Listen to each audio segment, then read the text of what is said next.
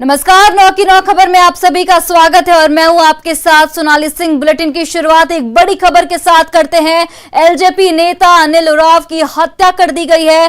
पूर्णिया के ढगराहा में मिला अनिल उरांव का शव। पिटाई के बाद गोली मारकर हत्या की आशंका जताई जा रही है। 29 अप्रैल को अनिल उरांव का अपहरण किया गया था। छोड़ने के लिए मांगी गई थी 10 लाख की फिरौती की रकम लेने के बाद भी अपराधियों ने इस घटना को अंजाम दिया। अपराधियों ने हत्या की अनिल उरांव की। खजांची हाट थाना इलाके से अनिल उरांव का अपहरण किया गया था।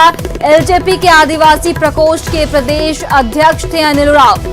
तो हम आपको बड़ी खबर बता रहे हैं, जहां पे अपराधियों ने अनिल उरांव की हत्या कर दी है। एलजेपी नेता अनिल उरांव का अपहरण 29 अप्रैल को हुआ था और उन्हें छोड़ने के लिए 10 लाख की फिरौती की मांग की गई थी। फिरौती देने के बाद भी अपराधियों ने इस पूरी घटना को अंजाम दिया। तो एक बड़ी खबर हम आपको बता रहे हैं, एलजेपी नेता अनिल उरांव की हत्या कर दी गई। और मामले में ज्यादा जानकारी के लिए हमारे साथ प्रवीण जुड़ चुके हैं फोन लाइन पे। प्रवीण, एलजेपी नेता अनिल उरांव की हत्या, बड़ी खबर, क्या कुछ जानकारी आपके पास? जी बिल्कुल, अनिल उरांव आदिवासियों के बहुत बड़े नेता थे। वो लोजपा के आदिवासी प्रकोष्ठ के एक प्रदेश अध्यक्ष भी थे और गुरुवार को उनका दिन दहाड़े अपहरण होता है। उनके कोई नजदीकी आदमी है जो उन्हें फोन करके बुलाता है और वो उनसे मिलने जाता है। उसके बाद गुरुवार को लगभग 2 बजे वो गायब हो जाते हैं। शाम तक जब वो नहीं लौटते हैं तो परिजन खोजबीन में लग जाते हैं और रात में इसकी सूचना गुरुवार को ही पुलिस को देती है। तो पुलिस भी खोजबीन में लगती है, लेकिन आज सुबह अनिल उरांव की हत्या हो जाती है। उनका शव मिलता है, 2 दिन पहले ही उसकी हत्या हो जाती है और उनको छोड़ने के एवज में अपहरणकर्ता 10 लाख रुपए की फिरौती भी मांगता है। परिजन उन्हें 10 लाख रुपया भी दे देता है। इसके बावजूद भी उन्हें नहीं छोड़ा जाता है और आज उनका शव मिला है। उसके बाद से लोगों में काफी आक्रोश है। लोग अभी शव के साथ आरंसा चौक पर जाम कर दिए हैं और लोगों का कहना है कि जो हत्यारे हैं उन्हें सामने लाए, उनको वे लोग अपने पनिशमेंट देंगे। अभी हमारी बात थाना प्रभारी से सुनील कुमार से भी हुई। उन्होंने कहा कि 2 हत्यारा को गिरफ्तार कर लिया गया है और इस मामले में एक महिला से भी पूछताछ की जा रही है, उन्हें भी हिरासत में लिया गया है और उन्हीं दोनों हत्यारे के निशानदेही पर डंगराहा जो के नगर थाना अंतर्गत पड़ता है, फिरौती की रकम लेने के बाद भी अपराधियों ने इस पूरी घटना को अंजाम दिया। पुलिस क्या कर रही थी अब तक? जी बिल्कुल, पुलिस पर कई सवाल उठते हैं। पुलिस की लापरवाही भी स्पष्ट प्रतीत होती है कि अगर पुलिस समय रहते काम करती तो इस तरह की वारदात नहीं होती, इस तरह से उनकी हत्या नहीं होती। जिस तरह से अनिल उरांव की हत्या हुई है, उन्हें गोली मार दी गई है और उनकी पीट कर पहले जमकर पिटाई की गई है, जिसका पूरे शरीर पे उनके जख्म भी दिख रहा है, पीट के, और उसके बाद गोली मारकर उसकी हत्या हुई है। इस कारण से लोगों में काफी आक्रोश है। लोग भी पुलिस पर कई सवाल उठा रहे हैं कि पुलिस अगर समय पर सचेत होती, सही तरीके से काम करती तो आज शायद अनिल उरांव बच जाता, लेकिन समय पर पुलिस ने काम नहीं किया उस तरह से जिस तरह से करनी चाहिए थी। हालांकि पुलिस का प्रशासन का दावा है कि वो लोग लगातार 3 दिन से जैसे ही सूचना मिली है तब से लगे हुए हैं और लगातार काम कर रहे हैं।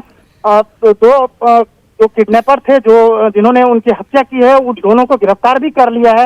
इसमें कई तरह की बातें आ रही है, जमीन से रिलेटेड भी कुछ बातें सामने आ रही है, कुछ अन्य कारण भी आ रहे हैं। एक महिला को भी अरेस्ट किया गया है, हिरासत में लिया गया है, उस तरह की भी बात आ रही है। पुलिस का कहना है कि अभी फिलहाल क्या कारण है ये स्पष्ट हम लोग डिस्क्लोज अभी नहीं करेंगे, बाद में इस चीज को खुलासा करेंगे। लेकिन ये जिस तरह से हत्या हुई है, निर्मम हत्या कहा जाए अनिल उरांव की, इससे पूरा पूर्णिया काफी शक्के में है। कल भी लोगों ने रोड जाम किया था, आदिवासियों ने, तो पुलिस ने 24 घंटे की मोहलत दी थी कि 24 घंटे के अंदर उन्हें बरामद कर लिया जाएगा, लेकिन 24 घंटे के अंदर मिला तो अनिल उरांव का लाश मिला है। इस कारण से लोगों में काफी आक्रोश हो गया है। जी, पोस्टमार्टम में आपका बहुत बहुत धन्यवाद इन तमाम जानकारियों के लिए। तो एलजेपी के आदिवासी प्रकोष्ठ के प्रदेश अध्यक्ष अनिल उरांव की हत्या कर दी गई। 29 अप्रैल को अपराधियों ने अनिल उरांव का अपहरण किया था और उसके बाद फिरौती भी मांगी गई थी। फिरौती की रकम देने के बाद भी अनिल उरांव की हत्या कर दी गई।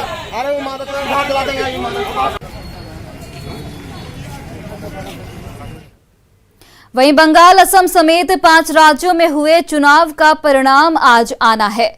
इधर बिहार के पथ निर्माण मंत्री नितिन नवीन ने न्यूज 18 से बातचीत के दौरान ये दावा किया है कि आज 2 मई है और दीदी की विदाई लगभग तय है।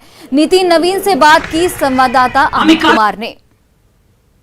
बंगाल, असम समेत 5 राज्यों के चुनाव के परिणाम थोड़ी देर में सबके सामने होंगे। हमारे साथ मौजूद हैं नितिन नवीन, बिहार के पथ निर्माण मंत्री हैं।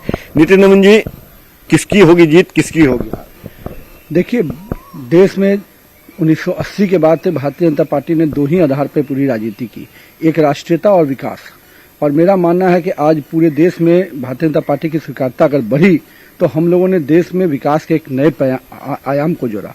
और इस पूरे आयाम से कई राज्य अभी भी छूटे हुए हैं और उसमें बंगाल निश्चित रूप से सबसे ऊपर था। और मुझे लगता है कि इस बार पूरे देश का जो जनमानस का मन है वो बंगाल के चुनाव का रिजल्ट का परिणाम। और मुझे लगता है कि 5 राज्यों के चुनाव में भारतीय जनता पार्टी को जबरदस्त सफलता मिलने जा रही है। जहां असम में हमारी सरकार पुनः बनने जा रही है, वहीं पांडिचेरी और बंगाल में भी हम सत्ता में पूरी तरह से ताकत के साथ आने जा रहे हैं। तमिलनाडु और केरल में भी हमारे प्रदर्शन पिछले बार की अपेक्षा और बेहतर होंगे। मतलब तमिलनाडु और दूसरी जगह पे आपको संदेह? देखिए, बात जो सच्चाई है उसमें हम लोग स्वीकार, क्योंकि हम लोग काम करते हैं ना, जमीन का रिपोर्ट हम लोग के पास है। और भारतीय जनता पार्टी अपने ग्राफ को हमेशा बढ़ाई है। 5 में 3 आपके पास? 5 में तो 3 100% हम लोग के पास है। और बंगाल आपके पास है?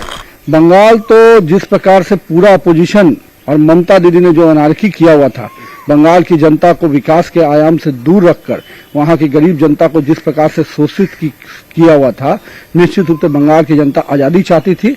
और वो जो विकास के लिए था, जो इस देश को एकजुट रखने के लिए था, निश्चित रूप से बंगाल की जनता आज उनके साथ, भारतीय जनता पार्टी के साथ। पथ निर्माण मंत्री हैं नितिन नवीन, सीधे तौर पे कह रहे हैं कि 5 राज्यों में जो चुनाव हुए हैं उसमें से 3 राज्य, जिसमें सबसे प्रमुख बंगाल है, बंगाल में जो है इस बार कमल खिलेगा और थोड़ी देर में जो है रिजल्ट सबके सामने होगी। जीत का सेहरा जो है नरेंद्र मोदी, अमित शाह, जेपी नड्डा, कैलाश वर्गीय समेत पूरी टीम को नितिन नवीन जो है वो दे रहे हैं। और इनका मानना है कि दीदी का विदाई आज होने जा रहा है बंगाल से। बहरहाल देखना होगा कि परिणाम क्या होता है। नितिन नवीन की जो बातें हैं वो हकीकत का रूप ले पाती है या फिर ये एक सपना ही बन के रहता है। कैमरा पर्सन मनीष जुनेजा के साथ अमित कुमार, न्यूज 18 पटना। इसके साथ ही कड़ी सुरक्षा और कोरोना गाइडलाइंस का पालन करते हुए आज झारखंड की एक सीट मधुपुर विधानसभा उपचुनाव की भी मतगणना हो रही है। इस सीट के लिए 17 अप्रैल को मतदान हुआ था। मुख्य मुकाबला बीजेपी के गंगा नारायण सिंह और झारखंड के अल्पसंख्यक कल्याण मंत्री हफीजुल हसन के बीच है। 2019 के विधानसभा चुनाव में यहां से जेएमएम के हाजी अंसारी जीते थे, जिनके निधन के बाद ये सीट खाली हुई। यहां से जेएमएम ने हाजी हसन अंसारी के पुत्र हफीजुल हसन को उतारा है। मतगणना का काम जल्दी संपन्न कराने के लिए 3 हॉल में 21 टेबल बनाए गए हैं। काउंटिंग की सीसीटीवी से मॉनिटरिंग भी की जा रही है। मतगणना केंद्र पर साफ सफाई, सैनिटाइजेशन, पेयजल और शौचालय की भी व्यवस्था की गई है। चरकी पहाड़ी स्थित वज्रगृह सेंटर की सुरक्षा को लेकर जैप और पारा मिलिट्री फोर्स के जवानों को तैनात किया गया है।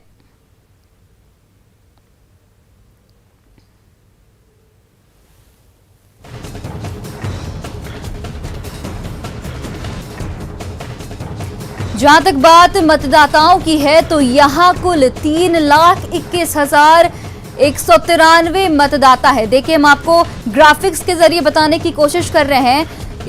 21,193 मतदाता हैं, जिनमें 1,69,754 पुरुष मतदाता हैं, तो वहीं 1,51,439 महिला मतदाता हैं, जिनके कुल 487 मतदान केंद्र बनाए गए हैं।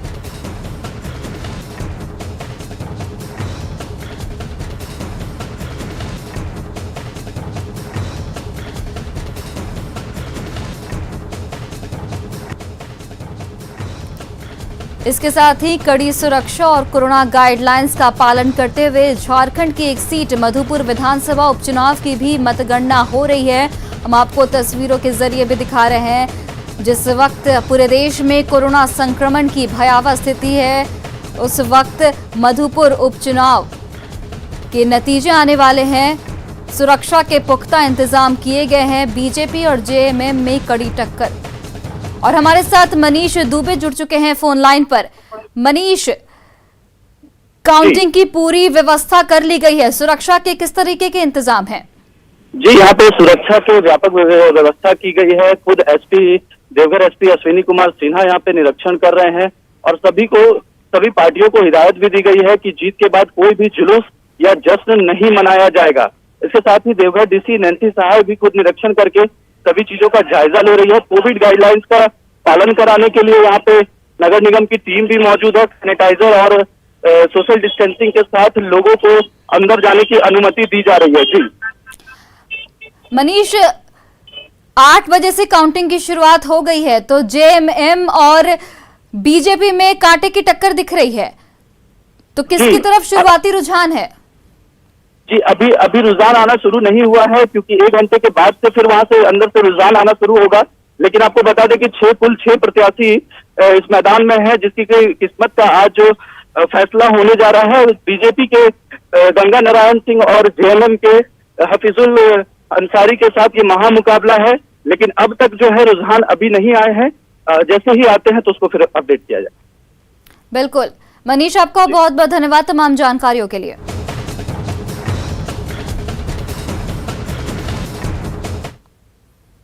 बिहार में 15 मार्च से कोरोना संक्रमण की रफ्तार बढ़नी शुरू हुई थी, लेकिन अब भी स्वास्थ्य व्यवस्था भगवान भरोसे चल रही है।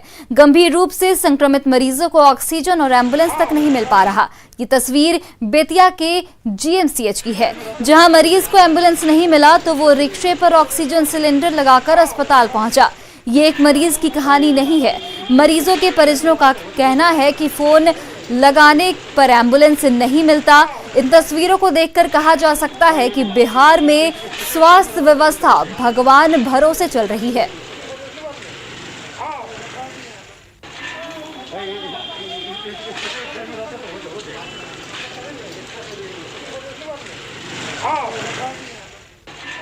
इमरजेंसी था, हम लोग एम्बुलेंस की व्यवस्था के लिए गए थे, प्राइवेट नहीं मिला है। हाँ, हम लोग रिक्शा नहीं, वहाँ गए, अंजनी डॉक्टर के पास गए हैं, तो रेफर किया है, तो वहाँ से हम लोग यहाँ रहे हैं। हाँ, वहाँ भी हम लोग लेके गए थे रिक्शा से। यहाँ आए हुए थे तो डॉक्टर से बोले जो कि थोड़ा चल के मरीज को देखिए, तो डॉक्टर बोल रहे थे जो कि अभी मेरे पास टाइम नहीं है, अभी हम नहीं जा सकते, हम दूसरे किसी को देख रहे हैं, देखने के बाद जाएंगे। यहाँ 2 मंत्री रहते हुए भी आदमी व्यवस्था सही ढंग का नहीं है। भागलपुर के घंटाघर स्थित फल मंडी में फलों के दाम आसमान छू रहे हैं। मनमाने रेट पर दुकानदार फलों की बिक्री कर रहे हैं, वहीं आम लोग परेशान हैं। सेब की कीमत 180 रुपए से 200 रुपए प्रति किलो है, तो अंगूर 140 रुपए, अनार 180 रुपए और नारियल पानी 70 रुपए में मिल रहा है। संवाददाता आशीष रंजन ने फल मंडी का जायजा लिया।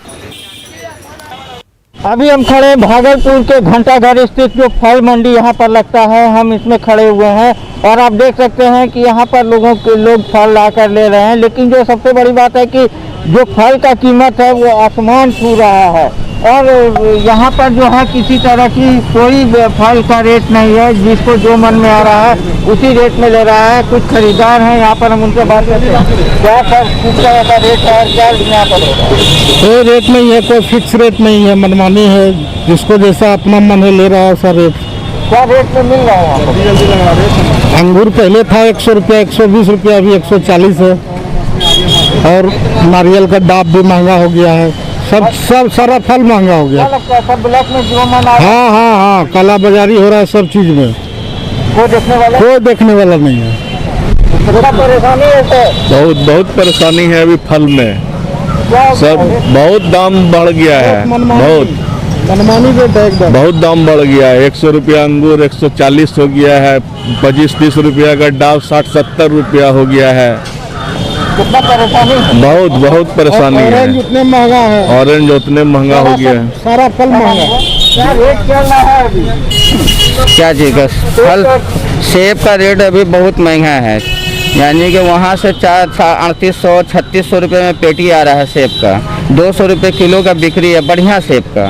और जो तो अनार का रेट है मैक्सिमम वही 160, 180, बड़ा साइज का 180, छोटा साइज का 160, अनार, अंगूर का 140। इधर रेट बढ़ा, सीजन ऑफ भी है फल का, और वहाँ से आमदनी नहीं है, बाहर से आमदनी नहीं है। जो यहाँ स्टॉक है बस उसी में गुजर बसर हो रहा है, बाहर से कोई भी माल नहीं आ रहा है। जो यहाँ स्टॉक है, क्योंकि आमद नहीं है, यातायात का व्यवस्था नहीं है। आप देख सकते हैं कि यहाँ पर जो है फल का रेट आसमान छू रहा है, और जो है खरीदार जो है किसी तरह से थोड़ा थोड़ा करके फल घर ले जा रहे हैं, और जो दुकानदार है उनकी मनमानी, उनका कहना है कि फल आ नहीं रहा है। लेकिन यातायात चालू है सभी जगह, और उसके बाद भी ये बहाना बनाया जा रहा है, और ज़्यादा दामों पर यहाँ पर फल की बिक्री की जा रही है, लेकिन इसको देखने वाला कोई नहीं है।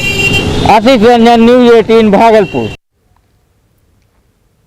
रुकते हैं एक छोटे से ब्रेक के लिए। सबसे पहले सबसे सटीक चुनावी नतीजे दिखाने का इतिहास है हमारा। पहली जीत जो है, एक बार फिर तैयार हैं हमारे अनुभवी रिपोर्टर और लाइव रिजल्ट हब, जो सबसे पहले देंगे 5 प्रदेश के विधानसभा चुनाव के हर काउंटिंग सेंटर, हर सीट से नतीजों की अपडेट लाइव, क्योंकि चुनाव नतीजे मतलब न्यूज़ 18। ब्रेक के बाद आप सभी का स्वागत है। बेगूसराय में 16 अप्रैल को शादी समारोह के पूजा में भाग लेने गई नाबालिग लड़की के अपहरण कर हत्या मामले का पुलिस ने खुलासा कर दिया है। इस मामले में 2 बदमाशों को गिरफ्तार किया गया है। 16 साल की नाबालिग लड़की मटगोर में हिस्सा लेने गई थी, जिसके बाद वो वापस नहीं लौटी। पुलिस ने उसकी रात गुमशुदगी का मामला दर्ज कराया था। बाद में खोजबीन के दौरान 18 अप्रैल की सुबह गढ़हारा यार्ड से लड़की का शव बरामद किया गया। वहीं 2 दिन पहले स्थानीय लोगों ने गढ़हारा यार्ड में एक स्टोर के कमरे से चप्पल और खून से सना कपड़ा देखकर मौके पर मौजूद 4 युवकों को पकड़कर पुलिस के हवाले किया, और उस दौरान जमकर हंगामा करते हुए संदिग्ध युवकों के बाइक को भी क्षतिग्रस्त कर दिया। हालांकि 4 में से 2 युवक कोरोना पॉजिटिव थे, जिस वजह से उन दोनों को होम आइसोलेशन में छोड़ दिया था, जबकि पुलिस ने शिवेश कुमार सिंह और सुरेश कुमार को हिरासत में ले लिया। थाने में दोनों से कड़ी पूछताछ की गई, जिसके बाद रेप के बाद हत्या का मामला सामने आया। मामले में 6 लोगों के नाम सामने आए हैं। पुलिस बाकी के आरोपियों की तलाश में जुटी है। 16/4 को लड़की गुम हुई थी। 18/4 को लड़की का लाश बरामद हुआ था, जिसमें अब तक 2 की गिरफ्तारी हुई है।